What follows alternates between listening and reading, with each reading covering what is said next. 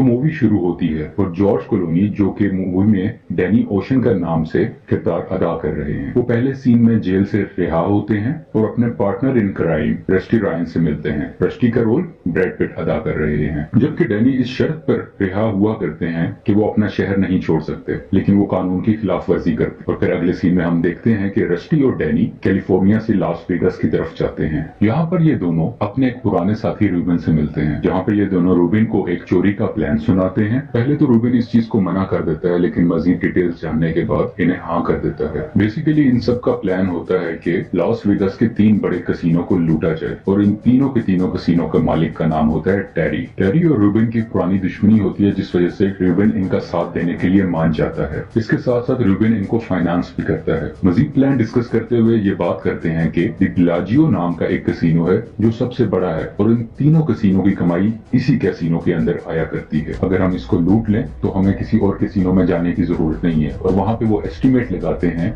160 million US dollars. अगले scene में हम देखते हैं कि डैनी और रस्टी अपनी एक टीम बनाते हैं, जिसमें मुख्तलिफ स्पेशलिटी के लोगों को ऐड किया जाता है। कोई सिक्योरिटी का माहिर है, कोई कैसीनो मैनेजमेंट बहुत बेहतर तरीके से जानता है, और कोई बहुत अच्छे तरीके से एक्सप्लोजिव का काम जानता है। तमाम टीम के मेंबर्स बहुत ज्यादा तैयारी करते हैं। वो नजर रखते हैं कि बेलाजियो कैसीनो के बाहर कितनी सिक्योरिटी है, कितने लोग हैं, कौन आता जाता है, कब स्टाफ की शिफ्टिंग होती है, और बहुत से मामला पर ये नजर रखते हैं। और इसके साथ साथ बेलाजियो कैसीनो में जो सिक्योरिटी वॉल्ट होता है, ये लोग उसकी सेम कॉपी बनाते हैं ताकि उसको तोड़ सकें और उसके सिक्योरिटी सिस्टम को चेक कर सकें, ताकि जब असल में चोरी करने जाएं तो इन्हें कोई प्रॉब्लम पेश ना आए। यहाँ पर टेरी को पता चलता है कि उसकी एक्स वाइफ, जिसकी उससे डाइवोर्स हो चुकी है, वो डैनी ओशन की करंट गर्लफ्रेंड है। अब क्योंकि टेरी डैनी के बारे में जानता है, तो जिस दिन चोरी होनी होती है उस दिन डैनी खुलेआम कैसीनो में जाकर बैठ जाता है ताकि वो सबकी नजरों में आ जाए, और टेरी उसे देखते ही शक का शिकार हो जाता है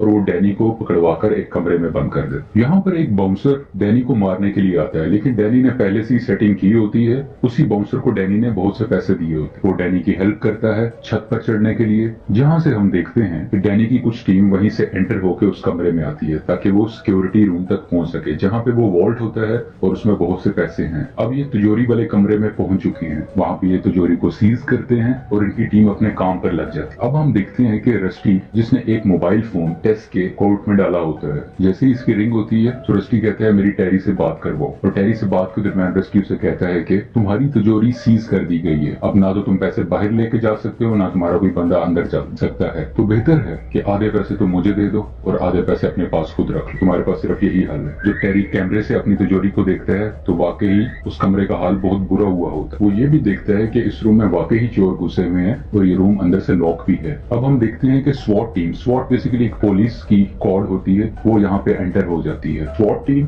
और अंदर तिजोरी के मौजूद लोगों में आपस में फायरिंग एक्सचेंज होती है, और यहाँ पे स्वॉट टीम एक जोर का धमाका करती है, और जैसे ही धमाका करती है तो अंदर जो कुछ बहुत पैसे होते हैं वो भी धमाके से जल जाते हैं, और थोड़ी देर में स्वॉट टीम वहां से निकल जाती है जरूरी सामान लेकर। टेरी यहाँ पे बड़ा परेशान होता है और वो बार बार वीडियो की फुटेज देखता है, और उसे एकदम रियलाइज होता है कि उसने कुछ अर्सा पहले तिजोरी वाले कमरे की जमीन पर बेलाजियो लिखवाया था, जो कि इस फुटेज में मौजूद नहीं है। अब ये क्या होता है? तो होता यूं है, डैनी की टीम की सिक्योरिटी एक्सपर्ट्स एक झूठी इमेज टेरी को दिखा रहे होते हैं, जो बेसिकली उनके ट्रेनिंग वाले कमरे की होती है, और यहाँ डैनी और उसकी टीम मुकम्मल तरीके से टेरी को बेवकूफ बना चुके हो। और अब हमें पता चलता है जो स्वॉट टीम थी वो कोई और नहीं बल्कि डैनी की ही टीम, और वो उन बैग्स में से अपना सामान नहीं बल्कि टेरी के बचे हुए पैसों को लेकर जाते, और वो सब उनके सामने से ही गुजर जाते हैं और किसी को शक नहीं होगा कि इन बैग्स में पैसे हैं या स्वॉट टीम के अपने वेपन और सामान। अब हम देखते हैं कि डैनी ओशंस अभी भी उसी कमरे में लॉक होता है उस बाउंसर के, जहाँ पे टेरी ने उसे बंद करवाया होता है। टेरी को मुकम्मल भरोसा होता है कि इस सारी चीज के पीछे डैनी का हाथ है, लेकिन डैनी बहुत मासूम बनता है और वो इस चोरी में इन्वॉल्वमेंट से इनकार कर देता है। टेरी गुस्से में आकर डैनी ओशन को पुलिस के हवाले कर देता है, क्योंकि उसके पास कोई पुख्ता सबूत तो नहीं थे, लेकिन डैनी ने एक कानून तोड़ा होता है जो हमने मूवी के शुरू में जाना था कि उसको कैलिफोर्निया छोड़ने की इजाजत नहीं थी, जबकि वो कैलिफोर्निया से बहुत दूर लास वेगस में आ चुका। अब हम डैनी की टीम को देखते हैं, क्योंकि इनका प्लान ये होता है कि पैसा लूटने के बाद सब बराबर हिस्से में एक दूसरे से पैसे बांट लेंगे, और वो सब एक दूसरे से बांट लेते हैं और अपनी अपनी मुख्तलिफ जगहों पर चले जाते। कुछ महीनों के बाद डैनी ओशन जब अपनी सजा पूरी कर निकलता है तो जेल के बाहर हम रस्टी और टेस को देखते हैं जो डैनी को पिक करने के लिए आए हो और वो यहाँ से कहीं दूर चले जाते। लेकिन टेरी को अभी भी इस पर शक होता है और यहाँ पर हम देखते हैं कि टेरी के कुछ लोग इनका पीछा कर रहे हो। टेरी कुछ नहीं भूला होता, उसको मुकम्मल एतमाद होता है कि इस सब के पीछे डैनी का काम है और वो उनका पीछा करके अपने पैसों तक पहुंच सकता है। और यहीं पर ये मूवी खत्म हो जाता है। अगर आपको ये मूवी पसंद आई है, इस मूवी की एक्सप्लेनेशन पसंद आई है, प्लीज लाइक